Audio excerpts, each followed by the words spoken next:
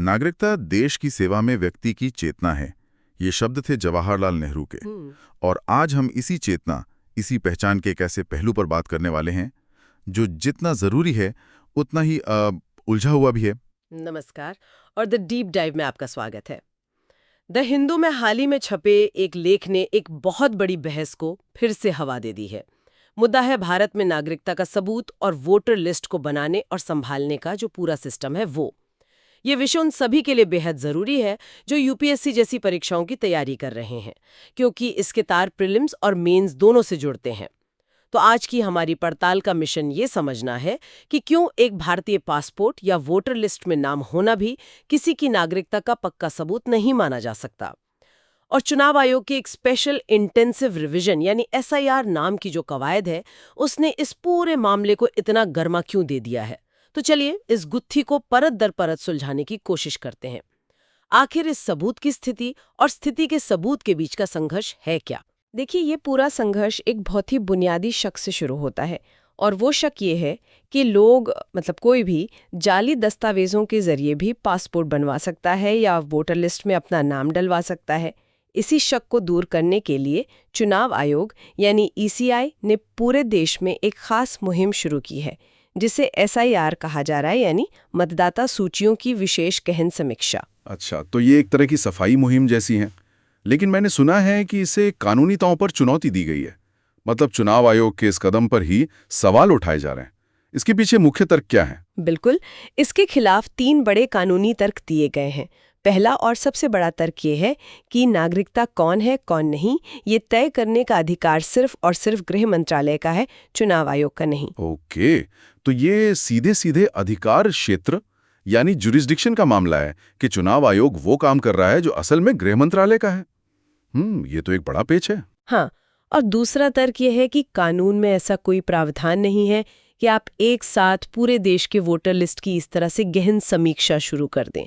कानून कहता है कि ये चुनिंदा तौर पर जरूरत पड़ने पर किया जा सकता है, लेकिन देशव्यापी स्तर पर नहीं। यानी स्केल पर भी सवाल है कि इतने बड़े पैमाने पर यह करना कानूनी तौर पर सही नहीं है। और तीसरा तर्क क्या है? तीसरा तर्क इस बात पर जोर देता है कि कोई व्यक्ति विदेशी है या नहीं, ये तय करने का हक भी कुछ खास संस्थाओं के पास ही है, जैसे कि केंद्रीय गृह मंत्रालय या फिर फॉरेनर्स एक्ट 1946 के तहत बनाए गए फॉरेनर्स ट्रिब्यूनल। चुनाव आयोग इस दायरे में नहीं आता। लेकिन चुनाव आयोग खुद का बचाव कैसे कर रहा है? उनका तो काम ही है एक साफ सुथरी वोटर लिस्ट बनाना। वो जरूर कह रहे होंगे कि नागरिकता जांचे बिना ये कैसे मुमकिन है। किसी की नागरिकता पर कोई आखिरी फैसला नहीं दे रहे हैं। हम तो सिर्फ ये जांच रहे हैं कि जो व्यक्ति वोटर लिस्ट में शामिल होना चाहता है वो पात्र है या नहीं, और पात्रता की पहली शर्त ही नागरिकता है। उनका कहना है कि पात्रता की इस जांच को नागरिकता तय करने की औपचारिक प्रक्रिया नहीं माना जाना चाहिए। पर यहाँ एक ज्यादा बुनियादी और कह सकते हैं दार्शनिक सवाल उठता है, जिस पर ये पूरी बहस टिकी है। सवाल ये है कि क्या देश में रहने वाले हर इंसान को तब तक नागरिक माना जाना चाहिए जब तक कि इसके खिलाफ कोई ठोस सबूत न मिल जाए। एसआईआर की पूरी प्रक्रिया इसी धारणा पर सवाल उठा रही है। तो इसका एक आम आदमी के लिए क्या मतलब हुआ? अगर मेरा पासपोर्ट, मेरी वोटर आईडी जो मैं सालों से इस्तेमाल कर रहा हूँ, वो मेरी नागरिकता का पक्का सबूत नहीं है, तो फिर सबूत है क्या? ये तो बहुत ही परेशान करने वाली बात है। और यही इस पूरे मामले की सबसे बड़ी जटिलता है। सच तो यह है कि पूरे भारत में ऐसा कोई एक दस्तावेज नहीं है जिसे दिखाकर कोई कह सके कि ये रहा मेरी भारतीय नागरिकता का अकाट्य प्रमाण। कानून इस मामले में बिल्कुल साफ है और थोड़ा कठोर भी। वो कहता है कि अगर किसी की नागरिकता पर सवाल उठता है तो इसे साबित करने का बोझ उस व्यक्ति पर है, सरकार पर नहीं। मतलब सरकार को ये साबित नहीं करना कि कोई नागरिक नहीं है, बल्कि उस व्यक्ति को ये साबित करना है कि वो नागरिक है। ये तो पूरा खेल ही पलट देता है। इसी सिलसिले में हमने एनआरसी और एनपीआर जैसे शब्द बहुत सुने हैं। ये अक्सर एक साथ इस्तेमाल होते हैं, लेकिन इनमें फर्क क्या है? ये फर्क समझना बहुत जरूरी है, खासकर यूपीएससी के नजरिए से। इसे ऐसे समझिए, एनपीआर यानी नेशनल पॉपुलेशन रजिस्टर, ये देश के सभी सामान्य निवासियों की एक लिस्ट है। अब निवासी कोई भी हो सकता है, नागरिक भी और गैर नागरिक भी, जो एक जगह पर 6 महीने से ज्यादा समय से रह रहा हो। अच्छा, तो एनपीआर एक तरह की गिनती है कि देश में रहे कौन कौन रहा है, उनकी नागरिकता पर ध्यान दिए बिना। बिल्कुल, इसका डेटा सबसे पहले 2010 में यूपीए सरकार के समय जनगणना के साथ इकट्ठा किया गया था और फिर 2015 में अपडेट हुआ। इसमें करीब 119 करोड़ लोगों का ब्यौरा था। अब आते हैं एनआरसी पर, यानी नेशनल रजिस्टर ऑफ सिटीजन्स। ये एनपीआर का ही एक सबसेट यानी एक छोटा हिस्सा होगा। मतलब एनपीआर एक बड़ी लिस्ट है जिसमें सब हैं और एनआरसी उसमें से छांटकर सिर्फ नागरिकों की लिस्ट होगी। एकदम सही। एनपीआर से एनआरसी में जाने के लिए हर व्यक्ति को ये साबित करना होगा कि वो नागरिकता कानून की शर्तों को पूरा करता है, और यहीं पर वो सबूत का बोझ वाली बात लागू होती है। यहाँ एक दिलचस्प राजनीतिक पहलू भी जुड़ जाता है। भाजपा ने 2019 के अपने घोषणा पत्र में पूरे देश में एनआरसी लाने का वादा किया था, लेकिन 2024 के घोषणा पत्र में इस पर पूरी तरह चुप्पी है। हाँ, और इसी वजह से कई आलोचक चुनाव आयोग की इस SIR मुहिम को शक की नज़र से देख रहे हैं। उन्हें लग रहा है कि सरकार जो काम सीधे एनआरसी के जरिए नहीं कर पाई, उसे अब चुनाव आयोग के जरिए एक तरह से पिछले दरवाजे से करने की कोशिश की जा रही है। का बोझ, ये जटिल कानून, क्या ये हमेशा से इतना मुश्किल था? मतलब हमारे दादा दादी के जमाने में क्या किसी को ऐसे दस्तावेज दिखाने पड़ते थे? आखिर ये कानून इतना जटिल बना कैसे? बहुत अच्छा सवाल है। नहीं, ये हमेशा से इतना जटिल नहीं था। जब हमारा गणतंत्र बना तो हमारे संस्थापकों ने नागरिकता के लिए एक बहुत ही उदार और सीधी सादी अवधारणा को चुना था, जिसे जस सॉली कहते हैं। जस सॉली यानी मिट्टी का अधिकार। बिल्कुल। इसे ऐसे समझिए, जस सॉली का मतलब है मिट्टी का हक। कोई इस देश की मिट्टी पर पैदा हुआ तो वो यहीं का है, बात खत्म। उसके माता पिता कौन थे, कहाँ से आए थे, इससे कोई फर्क नहीं पड़ता था। लेकिन धीरे धीरे दशकों में हमारा झुकाव एक दूसरी अवधारणा की तरफ बढ़ने लगा, जिसे जस सैंग्विनिस कहते हैं। और जस सैंग्विनिस का मतलब है खून का रिश्ता, यानी नागरिकता मिट्टी से नहीं बल्कि वंश से, माता पिता की नागरिकता से तय होगी। आपने एकदम सही समझा। और इसी बदलाव के वजह से आज जन्म से नागरिकता पाने की शर्तें बहुत पेचीदा हो गई हैं। इसे समझने के लिए हमें समय को 3 हिस्सों में बांटना होगा। चलिए देखते हैं, पहला दौर कौन सा था? पहला दौर था 1 जुलाई 1987 से पहले का। उस तारीख से पहले भारत में पैदा हुआ कोई भी व्यक्ति भारत का नागरिक है। ये जस सॉली का सबसे शुद्ध रूप था। ठीक है, ये तो बहुत सीधा साधा नियम है। फिर क्या बदला? 1 जुलाई 1987 और 2 दिसंबर 2004 के बीच चीजें बदल गई। इस दौरान पैदा हुए लोगों के लिए शर्त ये थी कि उनके जन्म के समय उनके माता पिता में से कम कोई एक भारत का नागरिक हो। यहाँ खून के रिश्ते वाला तत्व जुड़ गया। तो यहाँ से जटिलता शुरू हुई। और 2004 के बाद मुझे लगता है नियम और भी सख्त हुए होंगे। बहुत सख्त। 3 दिसंबर 2004 को या उसके बाद पैदा हुए लोगों के लिए 2 शर्तें हैं।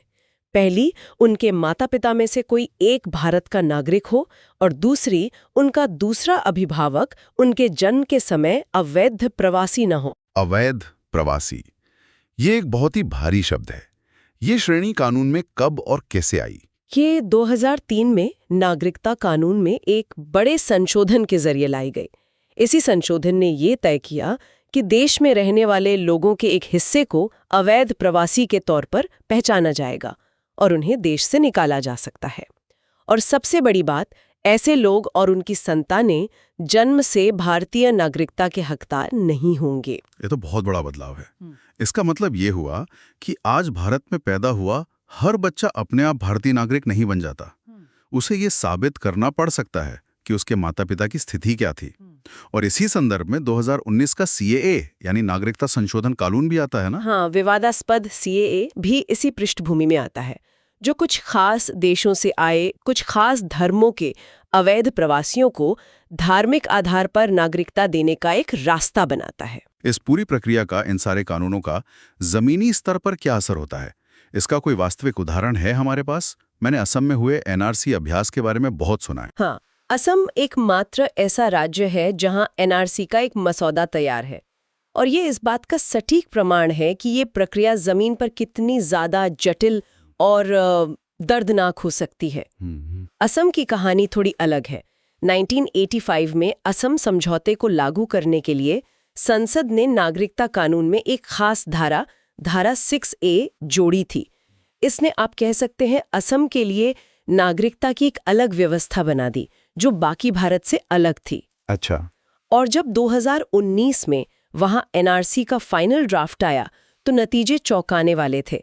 राज्य के 3.29 करोड़ निवासियों में से 19 लाख लोगों के नाम लिस्ट से बाहर थे। उन्हें डी यानी डाउटफुल या संदिग्ध नागरिक के तौर पर चिन्हित किया गया। 19 लाख लोग, ये तो कई छोटे देशों की आबादी से भी ज्यादा है। रातों रात इतने लोगों की पहचान, उनके अधिकार, उनका भविष्य, सब कुछ एक सवालिया निशान के नीचे आ गया होगा। ये कल्पना करना भी मुश्किल है। डी के रूप में चिन्हित होने का किसी व्यक्ति के लिए क्या परिणाम होता है? इसका नतीजा बहुत गंभीर होता है। सबसे पहले तो वोट देने का अधिकार निलंबित किया जा सकता है। फिर मामला एक फॉरेनर्स ट्रिब्यूनल में जाता है, जहां उस व्यक्ति को ये साबित करना होता है कि वो विदेशी नहीं है, और अगर वो वहां हार जाते हैं तो उन्हें डिटेंशन सेंटर में भेजा जा सकता है और देश से निकाले जाने का खतरा भी होता है। असम में ये पूरी प्रक्रिया दशकों पुराने विरासत रिकॉर्ड्स पर टिकी थी, जिसमें लोगों को अपने दादा परदादा के जमाने के जमीन के कागजात या पुराने वोटर लिस्ट में नाम जैसे सबूत पेश करने थे, जो कि बहुत से गरीब और अशिक्षित लोगों के लिए लगभग नामुमकिन रहा होगा। बिल्कुल। और यहाँ एक और जबरदस्त राजनीतिक मोड़ आता है। असम में जिस भाजपा सरकार ने इतने जोर शोर से एनआरसी लागू करवाया, आखिर में उसी ने इस मसौदे को खारिज कर दिया। खारिज कर दिया? क्यों? क्योंकि जो 19 लाख लोग लिस्ट से बाहर हुए, उनमें एक बहुत बड़ी संख्या हिंदुओं की थी। ये उनकी राजनीतिक उम्मीदों के बिल्कुल खिलाफ था। ये दिखाता है कि ये मुद्दा जितना कानूनी है, उतना ही राजनीतिक भी। तो इन सब का सार क्या निकलता है? ये सब एक बहुत बड़े उलझे हुए ब्यूरोक्रेटिक जाल जैसा लगता है, जहां आम इंसान बस पिसता रहता है। अगर हम इसे और बड़ी तस्वीर में देखें तो ये लोकतंत्र के एक बहुत ही मौलिक विरोधाभास को उजागर करता है। वो क्या है? देखिए, सिद्धांत रूप में हम और आप, यानी हम भारत के लोग संप्रभु हैं। हमने मिलकर इस राज्य को, इस देश को बनाया है। राज्य हमारी इच्छा से बना है। सही बात है। लेकिन व्यवहार में क्या होता है? व्यवहार में राज्य का अपना एक तंत्र है। सीमा पर खड़ा एक एजेंट, एक पुलिस कांस्टेबल, गांव का एक क्लर्क, और यही तंत्र पलटकर ये तय करता है कि लोग कौन है। मतलब बनाने वाले को ही उसकी बनाई हुई चीज परिभाषित कर रही है। ये तो सच में एक विरोधाभास है। तो क्या हम एक ऐसी स्थिति की बात कर रहे हैं जहां सिस्टम, जिसे लोगों ने बनाया है, अब पलटकर उन्हीं लोगों से उनकी पहचान का सबूत मांग रहा है? बिल्कुल। और ये विरोधाभास बना रहता है, चाहे ये काम चुनाव आयोग करे या गृह मंत्रालय। जो प्राइमरी स्कूल का टीचर आज चुनाव आयोग के लिए एसआईआर पर काम कर रहा है, कल वही टीचर गृह मंत्रालय के लिए एनपीआर या एनआरसी पर भी काम कर सकता है।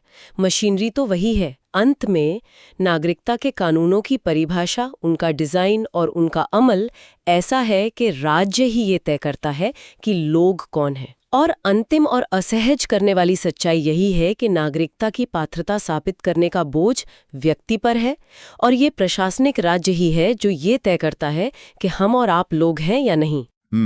आज की इस गहरी बातचीत से कुछ बहुत जरूरी बातें सामने आई हैं। अगर इसे यूपीएससी मेंस के नजरिए से देखें तो कुछ मुख्य बिंदु हैं जिन्हें याद रखना जरूरी है।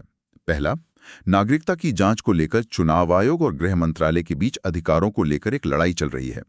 दूसरा, एनपीआर जो कि निवासियों की लिस्ट है और एनआरसी जो नागरिकों की लिस्ट होगी, इनके बीच का फर्क। और सबसे अहम बात कि नागरिकता साबित करने का बोझ व्यक्ति पर है। तीसरा, भारत के नागरिकता कानून का दशकों में हुआ विकास, जिसमें मिट्टी के हक से खून के रिश्ते की तरफ झुकाव साफ दिखता है। चौथा, असम एनआरसी ने जमीनी हकीकत की जटिलताओं और राजनीतिक पेच को उजागर किया है। और आखिर में लोकतंत्र का वो गहरा विरोधाभास जहां राज्य अपने ही बनाने वालों यानी लोगों को परिभाषित करता है। ये सारे पॉइंट्स एक अच्छा जवाब लिखने के लिए बहुत महत्वपूर्ण हैं। ये भी कहता है कि किसी न किसी तरह का निर्धारण तो जरूरी है। कोई ये तर्क नहीं दे सकता कि किसी की नागरिकता तय होनी ही नहीं चाहिए। असली बहस इस पर है कि ये कौन करे और प्रक्रिया कितनी निष्पक्ष और पारदर्शी हो। सही। और ये हमें विचार करने के लिए एक बहुत बड़े सवाल के साथ छोड़ जाता है। एक आधुनिक राष्ट्र राज्य में अगर राज्य ये तय नहीं करेगा कि उसका नागरिक कौन है, तो फिर कौन करेगा? और उस प्रक्रिया को वाकई में निष्पक्ष और न्यायपूर्ण कैसे बनाया जा सकता है, बिना सबसे कमजोर लोगों पर एक नामुमकिन बोझ डाले? ये एक ऐसा सवाल है जिसका जवाब हम सबको मिलकर खोजना होगा। इस तरह की महत्वपूर्ण चर्चाओं के लिए हमें फॉलो करते रहें, और अगर इस विषय पर आपके कोई सवाल है तो हमें कमेंट्स में जरूर बताएं।